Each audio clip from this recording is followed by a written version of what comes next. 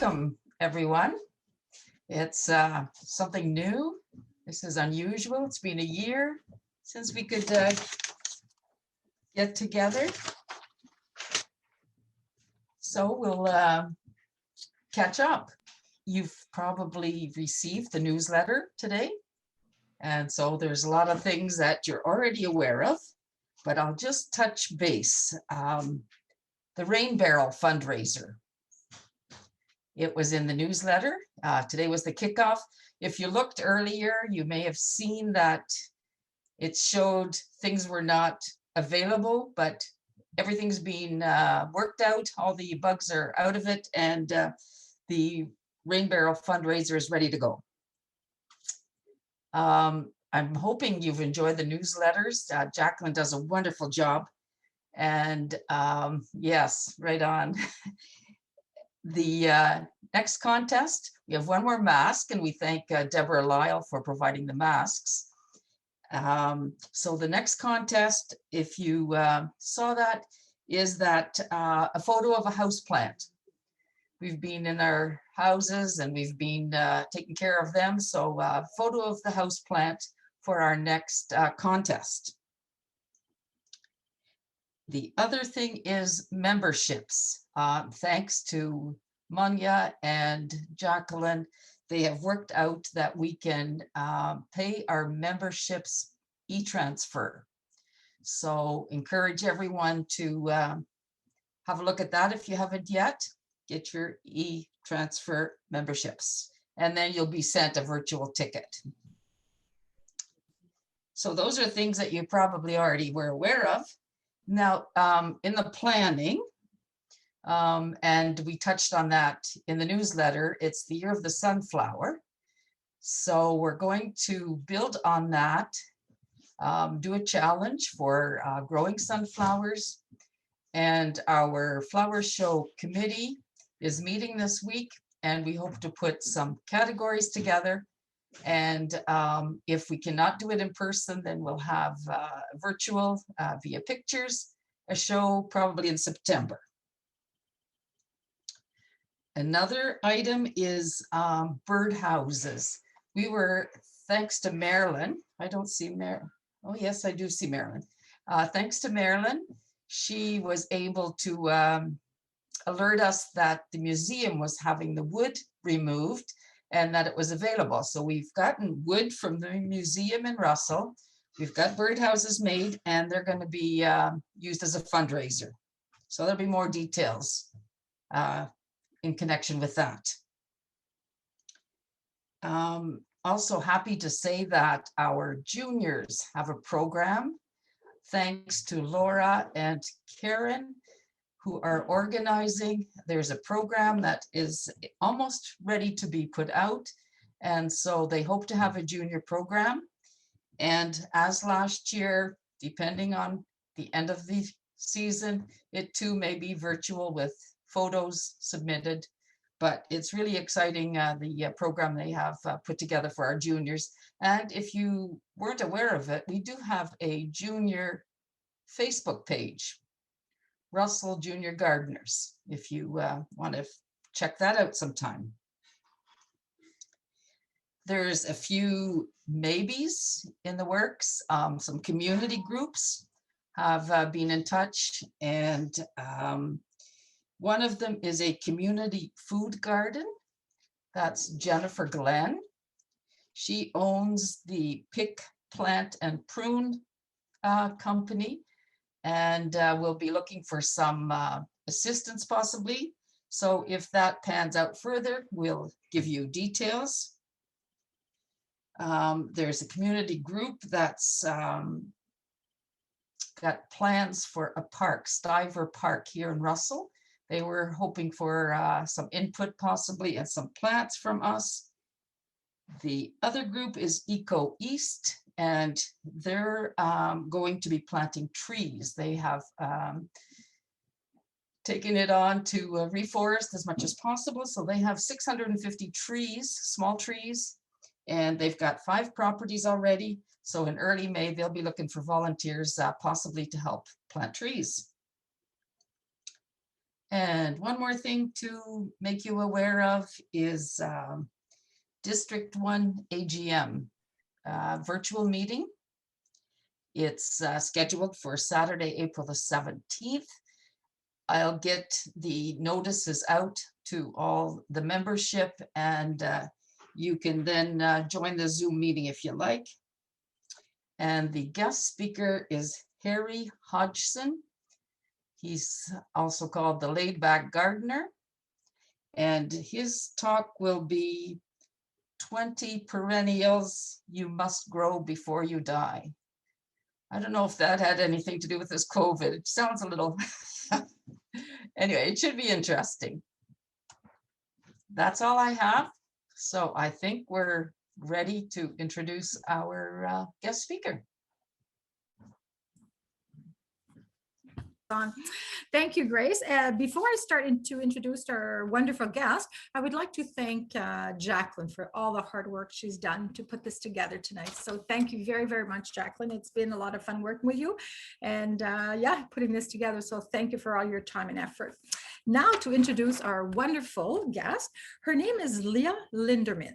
This is one busy lady, I'll tell you. Being of Dutch descent, she has been interested in gardening since a young age, and she went on to get a science diploma and worked in greenhouse businesses since she was 12 years old, rising to greenhouse manager, then having her own greenhouse and farmer's garden business for 10 years. Lia also has been a florist. She's a mother of nine, whom she homeschooled. One of her sons, Ruben, has his own landscaping company where Lia designs the gardens. This lady teaches special needs children and grows a huge flower and vegetable garden in Lancaster, Ontario, where she has taken on the challenge of passing on her knowledge to her 23 grandchildren.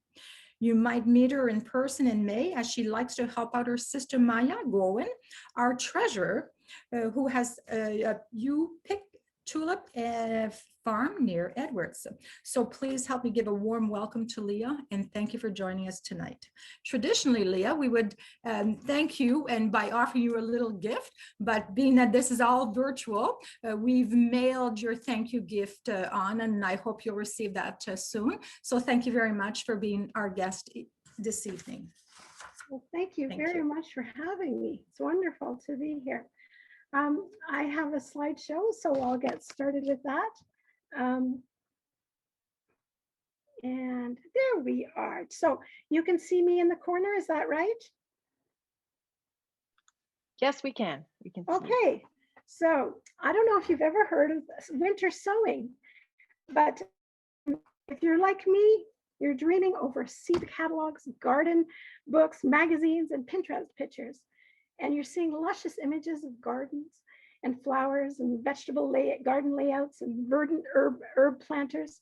Well, this is my restorative sport during our chilly and temperate Canadian climate. I do some winter sowing, and I want to ask you to join me as I tell you about this super easy method of seeding called winter sowing. And so it's a method of seeding.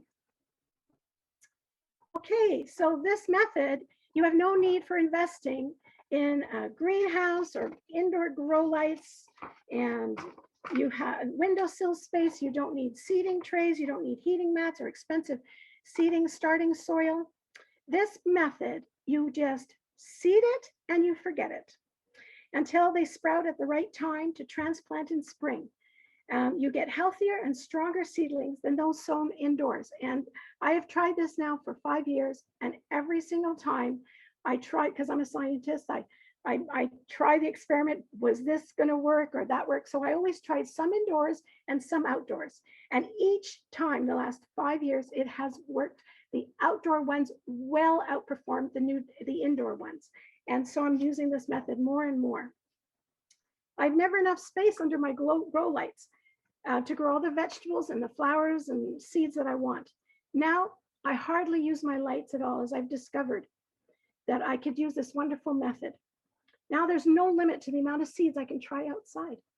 Do you have any old seed package and you're not sure it will germinate? Try an extra jug with them. And you'll only use all you've used is a handful of potting mix. Set it aside outside in the weather, in the snow, in the rain, in the sleet and hail. Set it outside until May. You don't have to water it. You hardly have to watch it, look at it. It's called winter sowing, is seeding in jugs, leaving them outside as mini little greenhouses. You seed them, put them outside, and forget them until May. Isn't that amazing? So after this talk, you'll be running to your recycling bin to take out those precious jugs, or you're going to start taking early walks on recycling day to rescue precious jugs from other people's recycling bins. This is the reuse of the part of the recycle. You'll be asking your friends and family, save your jugs for you. You'll even consider asking Timmy's or Starbucks to save you some. I've even asked my local gas station if I could rummage in their garbage for some empty jugs of windshield wiper fluid. Yep, I'm the crazy garden lady. So you see here what it looks like in this picture. Can you see my arrow? If I move my arrow, you can see that, if I move that point. Okay, so you can see here's the only downside about winter sowing is it kind of looks a little ugly outside, like here. You would look a little ugly. See these rows of jugs outside. But all these jugs will end up looking like the bottom part here. You open them up and they have all these beautiful plants growing in them. Some people put them in crates so that they don't get blown over by the wind. And I noticed here that they have like 2-liter jugs. I don't use 2-liter jugs. I use 3-liter or 4-liter or bigger. And then on the bottom here, you can see they use salad containers, which is great. But the only thing is you don't have much head space for the plants to grow. In a taller jug like this, you have a lot more head space for them to grow. So here we go. I have here, I prefer not to use these smaller jugs. But you can use whatever you want. This one here is like a Tupperware container, but notice they had to put holes in the top. Do you notice none of these, all of these have holes? That's the main thing. I would not use this with cardboard because cardboard and paper, it actually wicks the moisture and it causes mold. So some people have used it, but I do not find it's a good idea. I just use just soil. And this is the same thing. These are like a cold frame where you cover it. But the thing is, every day you have to remember around before 10 o'clock in the morning when it's warm to lift it up, and then at night to put it on after 4 or so. And then you have to remember all the time, open and close, open and close. And woe is me, one day I forget to water my plants or forget to open or close it, and you cook the things. So this winter sowing, you don't have any of that. Here, if I have my indoor plants, you have to water and water and water. Every 2-3 days, you're watering everything. And you can't even go away for a week. You have to get people to look after your stuff. And here they have individual plants in here. Again, not much headroom, but again, they need to be opened and closed because they're too much of a greenhouse, not enough soil, volume of soil. And so all of these things are not quite the same thing as winter sowing because these are all things you have to work at and use and do. So remember, I would not recommend them. So ask me, what kind of seeds can you have in winter sowing? Every single one of them that I know of, that I've tried so far. It's here's a list in front of you here. I won't bother reading them, but it basically, I can plant these plants anytime in January and February, plant these ones anytime in March, and plant the more tender ones in April. And people ask me, how many seeds in a pot? Well, that depends. Some people want, they plant a whole bunch at a time, and they have all these little seeds. And then as soon as they have their second true leaf, you have to transplant it. Otherwise, they compete with each other, and they get dried out. And so they plant too many seeds at one time. And other people will have that you plant, let's say tomatoes. I will plant in a 4-liter jar. I will plant 5 tomato plants. And so they can stay in there for quite a while. And so it depends if you want to have what we call, like you can also do, for instance, lettuce. I will do carpet sowing of lettuce because I cut that lettuce early. I want to have early spring lettuce. And then in another jug, I'll have maybe for the head lettuce, I'll have only like 8 or 10 plants. Whereas in one, I'll have in the other one with lettuce, I'll have a carpet of them because I want to, mow them down early. Okay, so basically what we call these in the January, February are hardy seeds. The March ones are hardy, and these are tender. So you don't have to look like with, oh, this is 8 weeks before, this is 12 weeks before the last frost, this is 6 weeks before the last frost. You just have to put them in these 3 categories: hardy, really hardy, and tender. So, and see how easy it is? It really reduces the amount of seeding. Okay, so now how do you do this? Well, it's very easy. You moisten potting soil before you put it in. You don't moisten it when it's in. If it's dry, it will repel water actually. So you should moisten your soil before you put it in. Don't spend money on the extra expense of seeding soil. Potting soil has better success, and potting soil is actually cheaper. I also, hedge my bets a bit, and I add a bit of my own compost, but you don't have to do that. So the regular, cheaper potting soil is all you need. And the biggest problem people have, besides putting too many seeds in it, is they bury the seeds. Now, most of the time, the reason they say on the seed package, like the rule is 2 to 3 times the size of the seed, that's what you bury it. The reason is because they want to keep it moist. And then they will grow. But in winter sowing, you're mimicking nature. Nature has it that in the fall, the plant will seed, and all the seeds will fall down to the ground and be on the surface. Maybe a little bit of leaves will cover over it a bit, or they'll be blown into a little corner where there's a bit of soil, and that's it. So in winter sowing, I had to learn not to bury my seeds too deep, but to actually just sprinkle them on the top, and with the very littlest sprinkle on top. I use vermiculite, just a teeny bit, because that seems to have a lot of success in the greenhouse business.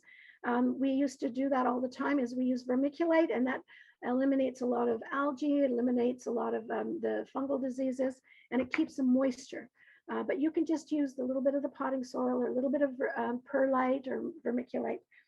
But remember, barely cover the seeds is very important. Most failures happen due to burying them too deep. So if you only moisten the soil after you put it in the container, well, when you water it, it's going to repel and everything, and you're actually going to float your seeds, and your seeds are going to float and go dispelled. So that's why you should moisten your soil as well before you pre-moisten the soil before you put them in the pots. Okay, so and we're going to cut our pots about 2/3 of the way up and make a hinge, like a 1-inch hinge. And then when we put the soil, the plants in, the soil, then the seeds, and then we're going to put a label inside. Whoa, because even though we're going to mark with a permanent marker on the outside, when it's outside, the permanent marker doesn't stay. So, and then you see how in here it looks like they're using packaging tape? That's a no-no. I found out the hard way. You have to use duct tape. So there you go. You put holes in the container at the bottom. They must have drainage holes. And here you see they're using either a knife or an owl or anything. Some people use a drill. And then you cut it, put your soil in, put your label in, sprinkle your seeds, and then you duct tape it closed and maybe put a label on the outside. Okay. So there we go. You make holes. This is me putting holes in my stuff. This is another important thing. Throw away the cap. You must have it open to the elements. Okay. Because it needs the rain and the snow to go in. That's going to water your plants for you. So you don't have to worry about them. And you don't have to worry, they will be, it's amazing. You don't have to water them until May. And so it's plant it and forget it and put them outside. Now I put mine, if you put it outside in a bin because maybe the wind is going to blow them over, you would need to have drainage in the bin, because again, if there's water sitting in there, it will drown them. So it needs free flowing drainage. Some people have put them in cages when they have a dog that goes after their stuff. Usually raccoons and squirrels leave them alone, but the wind might blow them if you have windy, and you need them out in the open. You cannot put them, let's say, under the eaves, because there's the snow and the rain can't get at it there. So now relax, sit back, let nature take over. Let the winter chills and warms. These natural actions loosen the seed coatings that every seed has naturally. Because in the fall, when they fall down to the ground, they don't germinate. And they won't germinate for months. They will only germinate when the right temperature and moisture happens. The same thing will happen with these, but about 2 to 3 weeks earlier, so that you will have transplants at the exact time that you need to plant them out. So if you have a hardy plant, it'll sprout in April. If you have a semi-hardy, it'll plant semi-hardy, and that'll sprout the end of April, so that by mid-May you can transplant it and it's all ready. So if it's an early spring, your seedlings will be a little early, you can plant early. If it's a late spring, your seedlings will be late, and you can plant at the perfect temperature. The plants and the seeds know what is the right time. So you let nature take over. Those chills and warms are natural actions that loosen the seed coatings. So you don't even need, some seeds say, oh, you need to nick them or you have to soak them overnight. With this method, that's advanced soaking and nicking, like morning glories and sweet peas, for instance, it's not necessary. When you winter sow, it'll naturally do it. The thaws and freezes will do it for you. Isn't that cool? Okay. All right. I'll give you a minute to read that.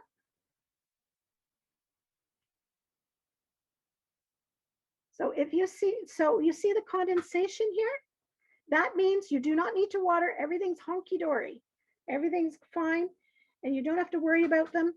Some people put them on a porch, and after a while, you will see, look inside, and they will start sprouting and look like this. But that's without the lid. They took the lids off of this one. Again, it's in a bin. If that happens, you have to have drainage in that bin. Okay. You can imagine that new seedlings left in their mini greenhouses can cook and dry out faster. The opaqueness, you see how this is not a clear one? Clear and opaque work, but the opaqueness of these containers help from frying the seedlings. Most young seedlings can bear frost, but they cannot bear overheating. That's why you have to have that ventilation hole.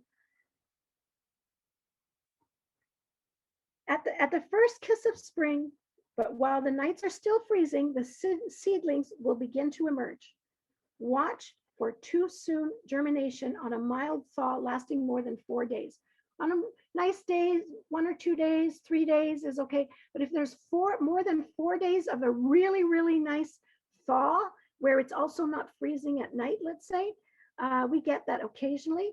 That you have to watch. And then you would then have to, that's the only danger. Do not ever bring your things inside again. Once you seed it, put it out right away. Don't wait 2 or 3 days because it might germinate inside. You don't want that. You seed it, you put it outside right away. But if you have this unusual, really weird thaw or chinook or whatever, then you can, how you can maybe watch it is maybe go out and get some snow and pile it up around it to keep it cold. Or put it in the shade or something. But it's not usual that we have a thaw more than 4 days in a row. If that happens and they let's say they sprouted by weirdness in beginning of March or something like that, you might have to reseed. But I've never had that in the 5 years yet, but there is that danger. Okay, and if you keep the list that I gave you, if you have that list of the ones that can go in March, they won't do that, and it's the ones that you plant maybe in January and February that maybe sometimes might get that mid-March thaw. So that's the only ones. The other ones are fine. Okay, so here is my scientific experiment. Here we go. Do you see the visible differences in the winter sowing? This is the exact same seed planted the exact same day, but put outside in winter sowing. And this is the one I had indoors. This is direct seed sown in May 6th and for corn. And then over here, it's June 20th, I winter sowed them and I transplanted these ones on May 6th. Look at the difference. Look how hardy they get. At such a good start. And I do that for peas. I do that for beans. I do that because the miniature greenhouse, it gives you 2 or 3 weeks extra, as if it was, it gives you 3 weeks on the frost. So even if it frosts at night and that, because it's in the little greenhouse and it retains the heat, it gives you 3 weeks ahead of time. So if you can plant your beans 3 days ahead of time, 3 weeks ahead of time, your tomatoes and so on. And sometimes I even will flip this bottom thing over on it if it looks like it's going to be particularly cold, and continue acting as a little greenhouse. Letting plants do what they would normally do anyway, which is the seeds fall to the ground.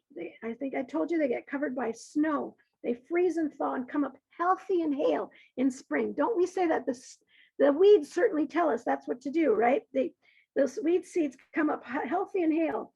And all seeds are programmed to germinate at a specific time for that particular variety of that particular kind. And usually it's when the soil gets warmer. And so the little greenhouse we're putting them in is the trigger.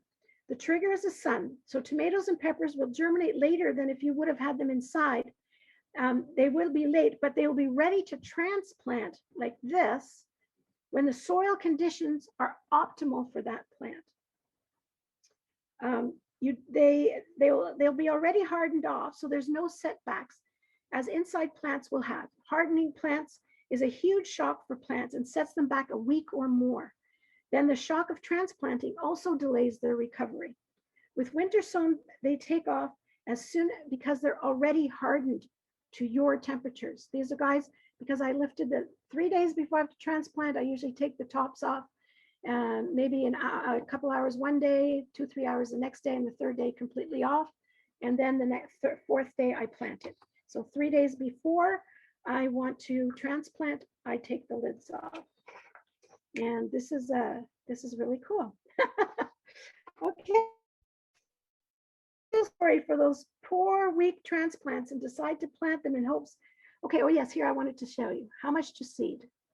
All right, sorry, I'm reading the wrong clip. So you can either sow heavily or individually. For instance, 4 to 6 tomatoes in a jug, and the same for brassicas. See these people? Beginner's mistake. They sowed way too many seeds, because here's another thing I learned. Winter sowing like this, you get way better germination than you do inside, because all their programs have been triggered to germinate. So if I will plant 10 seeds outside, 10 seeds inside, and I'll get maybe 7 inside, I will get 9 outside, or 10. So you have to realize that you will get better germination outside. And if you do this is called carpet sowing. Well, then they're going to be crowded. They're going to compete for nutrients. And so it's much better to put 1 or 2 or 5 or 6 plants in them. Hold on a second, excuse me. Okay, so what you would have to do in a case like this, where you would have those small seedlings, you will have to thin. And this is where a lot of people feel sorry for these poor, weak, thin transplants. Maybe you decide, oh, I'll plant them in hopes they'll somehow catch up. Dream on. Studies show that a runt is a runt, and it stays underproductive and behind the stronger seedlings. Whether it is due to stress or genetics, it's not wise to plant each and every plant, especially the smallest and the weakest. So if you do happen to do the beginner's mistake of overplanting, well, then you have to be thinning, and I'm sorry, you have to be ruthless. Okay. So here's some transplanting tips. Be hard with the thinnest, weakest plants. It's best to transplant. The best time, the studies have shown scientifically here, it's best at the first 2 true leaf stage. So the first leaves that a plant seed will have is cotyledons, and they would be not the true leaves. It's the 2 leaves after that are called the first true leaf. So once you have those first 2 leaves, then you can transplant them with the least amount of shock.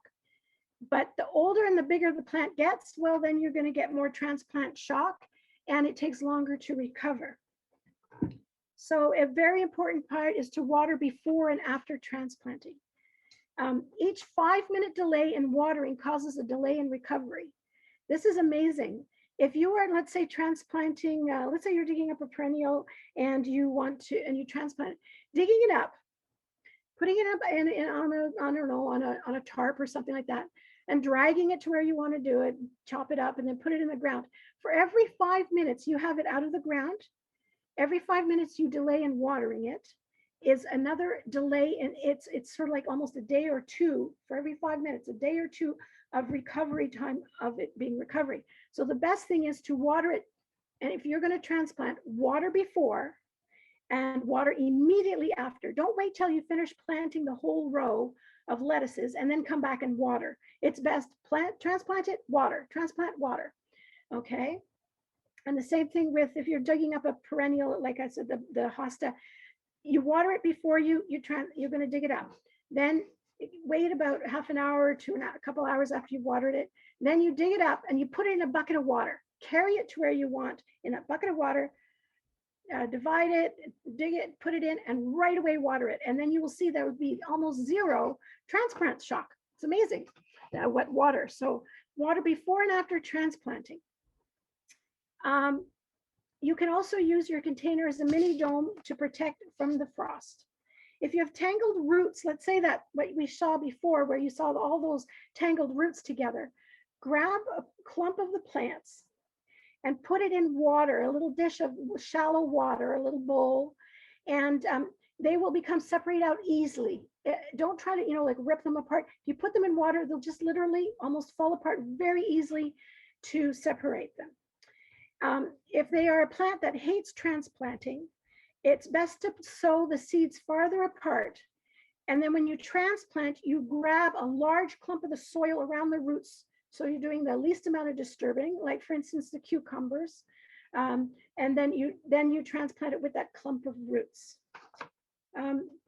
So just to recap, the more water you use before, during, and after transplanting will help minimize the shock that plant goes through and the time it takes to recover and start growing. So buy smaller transplants, because everyone buys these beautiful big plants and they all have flowers already, buds on them. But did you know the bigger the plant, the more shock it takes and the longer it takes to recover to catch up.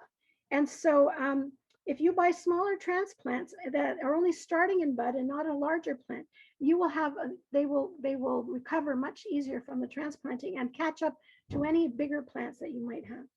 The smaller ones catch up within 2 weeks and often surpass the shocked larger plants, and they outperform them in fruiting and flowering. Did you hear that? They outperform them if you plant a smaller plant as opposed to doing it from a larger plant. Okay. So we should be, once used, you have to wash and store your containers. How do you do that? Here's an old, here's my tower of containers. Use an old broom handle, or I put it in black plastic bags. You have to keep it out of the UV rays of the sun. Of course, you have to rinse out the loose dirt outside, and then you can soak it in 4 parts water with 1 part vinegar, or you can run them through the dishwasher. We should all be washing all our used pots this way in between uses to prevent passing on of diseases and stuff like that. So just remember that 4-to-1 for vinegar. Okay, so now I'm going to give you a demo. How much time do we have? Okay, you're going to see how easy it is. Give me a moment here while I set up my demo. Here we go. I hope you can see this. All right, so I have my duct tape I have water. I have my seeds. I have a label. And I'm going to have my container. Okay, so here's my container. Remember, you take off the lid and you throw this out or recycle it. I use a knife, any sharp knife. Other people, I've seen them put boxes with these jugs upside down. They use drill, and they drill holes in them. But you must have, in the first year I just made slits, and it's wrong. You need actual holes. Slits can close up and clog up. So here we go. Make a hole like this. Here we go. I have about 4 holes. And then this one has a handle. So I'm going to make a cut like this all the way around, leaving an inch under the handle. Okay, so here we go. About 2/3 of the way up.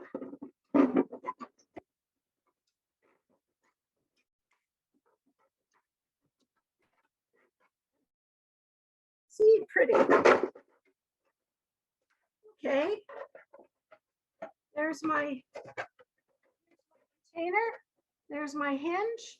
I have my holes in the bottom. I have some pre-moistened soil. Now I know some people use they use their shovels and all that kind of stuff, but I like using my hands, so I'm gonna make a little dirty mess here.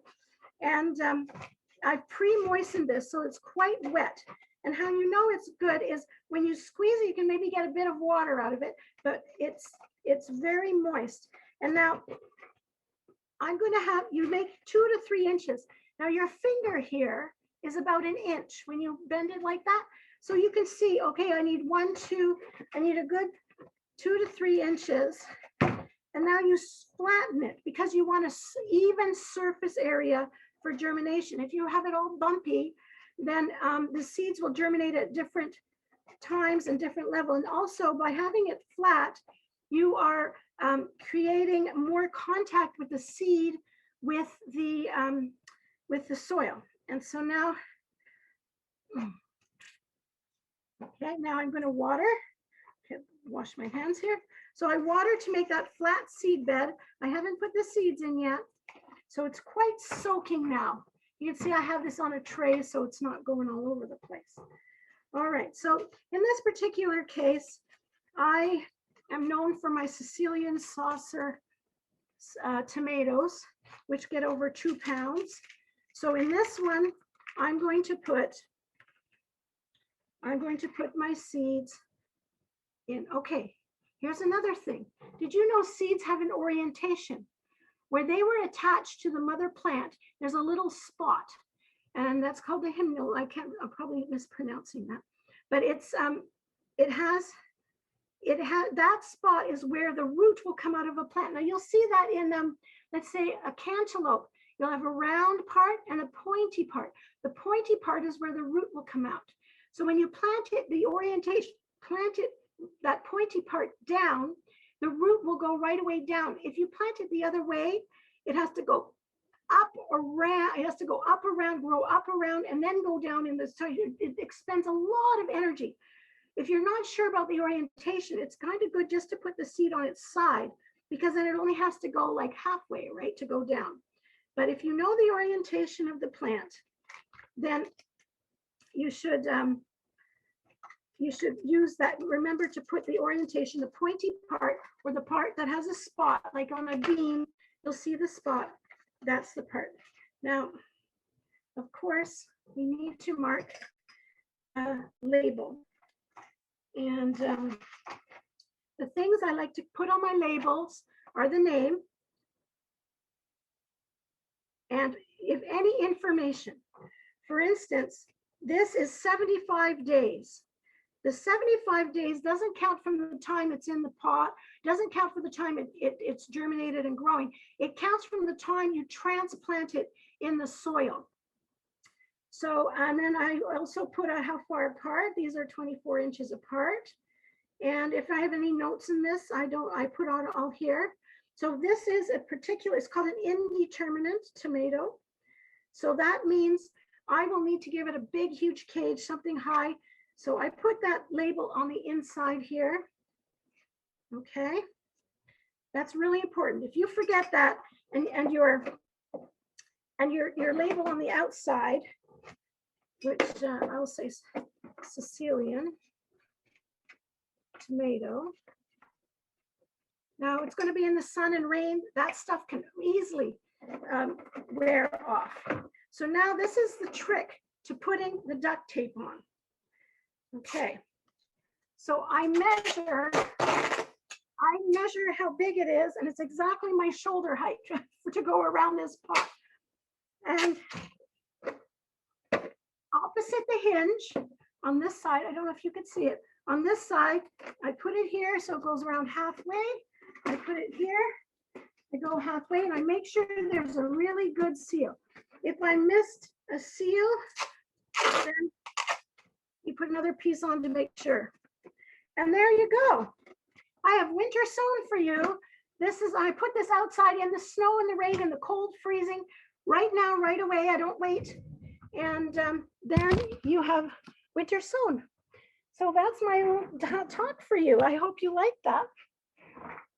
That's what winter sowing is, and it's so easy. Now, I will open it up for any questions people may have. I have a question. Yes. You said transplant at the first true two-leaf stage. Yes. What if your plants are already fairly big, but the soil outside is still pretty cold for that tender plant? Yes, well, that's meant you seeded your plant too soon, too early inside. Remember on the package, it'll say 4 to 6 weeks before. Well, Yeah. sometimes if you do the 6 weeks before, you're 2 weeks early. And so it's best to do the smaller number. Like if it says 4 to 6 weeks, do 4 weeks. But if that happens, which happens often, Yeah. you can just plant it outside and put a little mini greenhouse over it. Put one of these pots upside down over it, but make Okay. sure it has the ventilation. Right. And if you're really worried about it, you can also then put a blanket on it. Okay. It's Excellent. easier to cover a little plant in the spring than a huge tomato plant in the back in this fall. Yeah. I prefer to get a head start on spring and cover in the spring than I do to cover those massive plants in the fall. And if Right. they do have a long stem and everything, you can plant it deeper, especially tomatoes Right. and brassicas like cabbages or broccoli. Those you would plant deeper, quite deep. Right. I guess you've never found the ones that you do in your winter seeding ahead of the time that they should be planted. No, that's amazing part is they know the weather. And so Awesome. they will, Wow. yeah, so they're ready when you're ready to transplant them, they are ready at the perfect stage, 2 to 4 leaves. Yeah, it's amazing. Awesome. Thanks, Leah. You're welcome. Anyone else? Now are you all going to run out and get your containers? It's a little contagious because you start running out and you can go now. Now you don't just have to, I can plant all my annual seeds, you know, instead and everything, all of these things in the pots. And if you're sure, oh, this is an old seed, should I buy new seed or not? Try a jug. It's just a handful of potting soil in a jug and it works. Super. Hi, Leah. I have a question here. Christina typed it out, so I'll ask you. Do you have any tricks for getting them out of the plastic container to transplant? Well, my experience has been you just have to put your fingers wide, and the plant is, you know, like here's the plant. So you put it wide and you kind of tilt like this, and so you're catching the soil and the plant is between your fingers, and that way you can just take quite a big clumps of them with the root and plant them that way. Or if you've planted too many together, you can try the method of putting them in a little bowl of water, a little bucket of water, and that'll separate the roots very easily.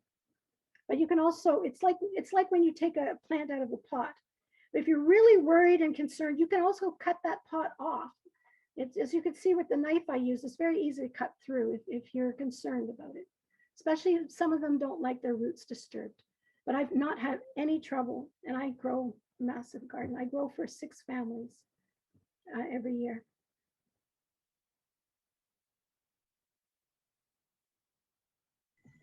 You don't have to put any fertilizer in at all, do you? You don't, if your potting soil has fertilizer, that's okay. If you think they're going to sit there for quite a while, like a month or more after they've germinated, it might be an idea. I put a little bit of vermicompost for my worms in there, but you don't have to. But I do, because I also take the soil that's around it and I put it in when I plant the whole plant. So then I'm also fertilizing at the same time. But you don't have to, because the seedlings don't need very much fertilizer at all, because they have it all in their little seed coat and everything in the seed themselves. And it's only as they get bigger do they need fertilizer. Yeah, I was just a little worried because you were saying that you could use like just any kind of regular potting soil. You know, I don't know what they have added to it or not. Maybe they don't have anything, so that's why. Yeah, if you're kind of worried, you can mix some slow release fertilizer in there, or compost, or yeah. It was very, very interesting. Thank you. I'm going to try this. A convert.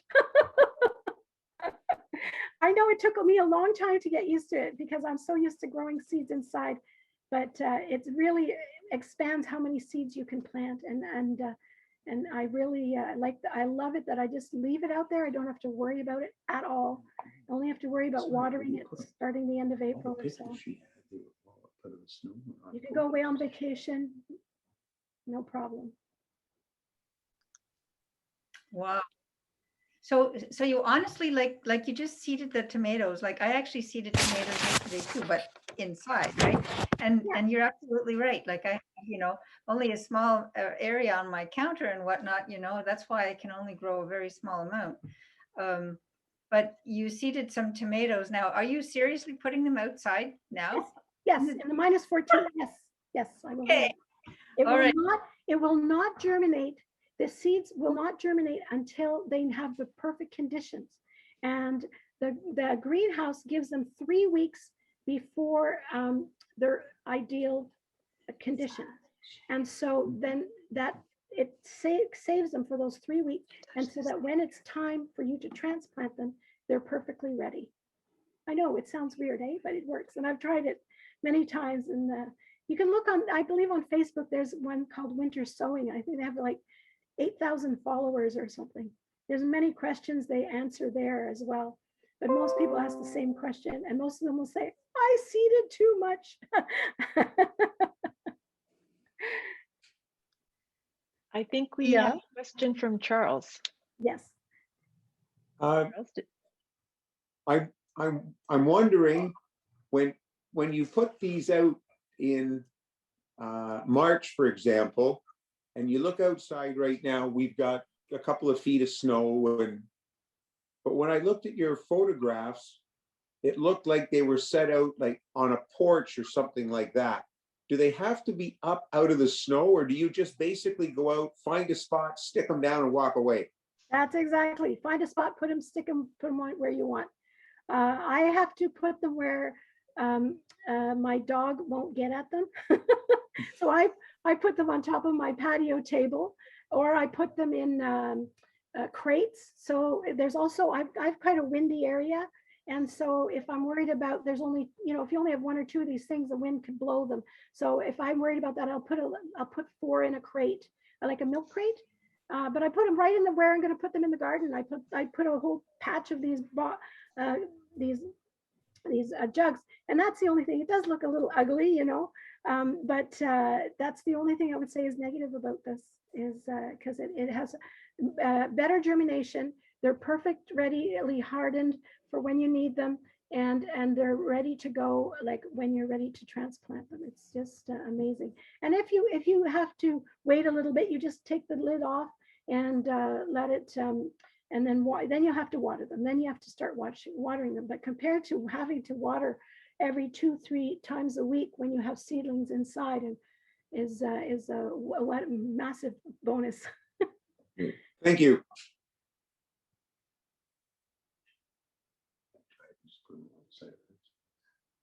Hi, Leah. Hi there. If I put my jugs outside in beginning of February, they would be under 3 feet of snow right now. Yes. Yep, That's what you mean also, yeah? absolutely. Don't worry about them. Just they'll get the moisture through that whole ventilation, and they will be fine. You have the drainage, and the water and the soil will stay perfect for them. They'll stay frozen until they're ready to germinate. Yeah, and Okay. then if you see on a sunny day and you look and you don't see condensation forming in them, you might want to look and say, oh, does it need water? But you don't have to worry about that until, let's say, the end of May, April, beginning of May. Okay, and second question, could we have the list of the plants that should be planted in January, February, the ones in? Yeah, sure. Let me see how good I have that list here. We can send it out, Leah, if Yeah, you and want. you can also Google it. I can send it out. My email. Find my. May I ask, was this not going to go on YouTube? Yes, it is. So then the Okay. list would be on our YouTube channel with your presentation or not? You can also email me here. Do you have my email? Here.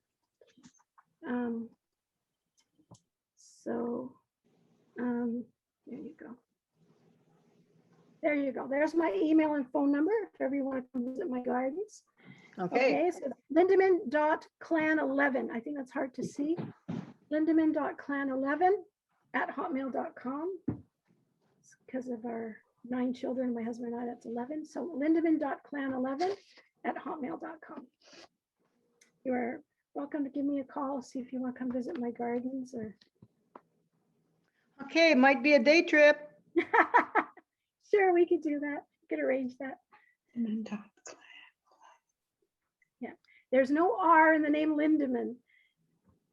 It's just a Lindeman. A lot of people call me Linderman, and it's no R in there. It's Lindeman. Dutch. It's more Dutch than German. Idea of a day trip sounds great, Louise. Planning, starting to plan. I agree. We have a question from Liam. Mhm. You had beets and carrots on the list. Yes. And they want to know, can you start them in the jugs and do they transplant easily? Yes, but I would transplant them in like a little bit more clumps. The beets and the carrots. I would. I've even I've even done just sort of like individual carrots. Like an inch apart each, and then they let them grow for quite a while in the jugs, and then you can transplant them when they're larger. But then you have to sit there watering them. But yes, they do transplant. They do transplant. I don't do them, a lot of them. I just do some for early carrots, because then they'll germinate. They'll germinate. Like I said, I'll get 3 weeks earlier carrots than other people. And the same thing with beets. Beets actually transplant quite well.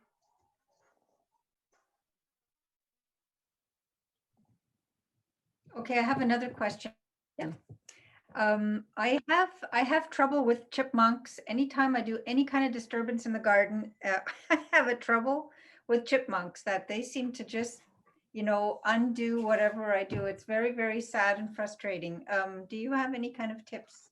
Well, I found that they have not bothered the winter sowing jugs. It hasn't. I've seen once where they filled one of them with sunflower seeds.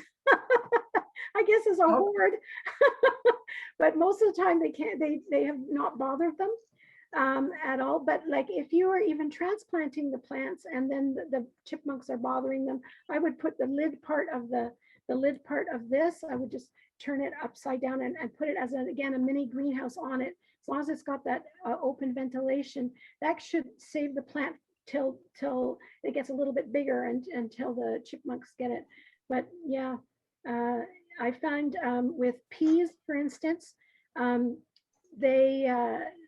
always thought they would go after my peas, and so over the top of the jug, I put just a little wire mesh, and that's helped them not get into my but I also have a dog that chases them, so I haven't had that much trouble. But you can, if you think you're gonna, if the beans and the peas, if you think they're gonna be gotten to by chipmunks, I would put a little like a wire mesh, chicken wire or something over the top. And then like even over when the you- soil, or Yeah. make it big enough so that it's over the top of the plant too. over the top of if you're winter sowing them, like if you're winter sowing the beans and the peas, and they're in the jug then, right? So you would put a little chicken wire cap over that top.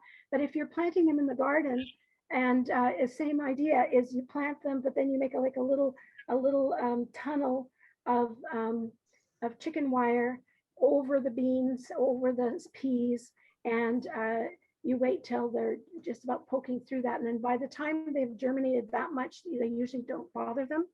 Other Okay. people have tried it inside. They put in a gutter, in an eaves trough, in a gutter inside. You plant your beans and your peas in there, and then you transplant them outside when they're bigger. And then the chipmunks won't get at them then. Okay, thank you. They're too big for them at that point.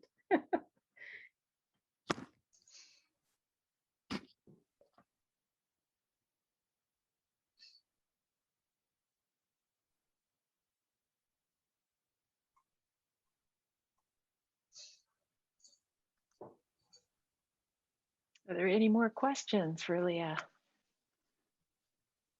No. It's all good.